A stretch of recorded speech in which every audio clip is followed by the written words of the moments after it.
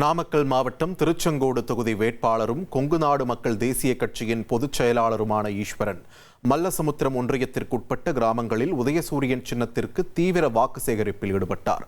முன்னதாக விவசாய நிலம் ஒன்றில் இறங்கிய அவர் டிராக்டர் ஓட்டி உழவு பணியில் ஈடுபட்டதுடன் விதைகளையும் தூவி நூதன முறையில் ஆதரவு திரட்டினார்.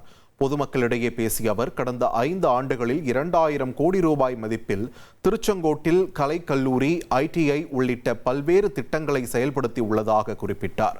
வரும் காலத்தில் ஒரு சட்டமன்ற உறுப்பினராக மட்டுமின்றி உங்கள் ஊர் கவுன்சிலர் போல செயல்படுவேன் என்றும் கூறினார். உங்க ஊர் கவுன்சிலர் மாதிரி வேலை பார்க்க போறேன், எம்எல்ஏ இல்லை.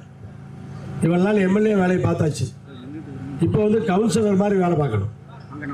அப்படின்னா ஊரில் என்ன ட்ரைனேஜ் அடைச்சிருச்சா, அல்லது காங்கிரீட் ரோடு போடணுமா, லைட் எரியலையா, தண்ணி வரலையா, இதெல்லாம் பார்க்க போகிறோம்.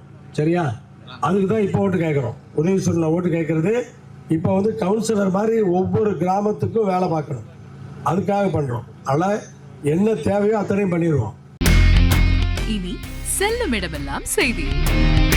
தந்தி டிவியின் வாட்ஸ்அப் சேனலை ஃபாலோ பண்ணினா செல்ல இருக்கும் இடமெல்லாம் செய்தி. இதோ QR கோட் இப்பவே ஸ்கேன் பண்ணுங்க, ஃபாலோ பண்ணுங்க.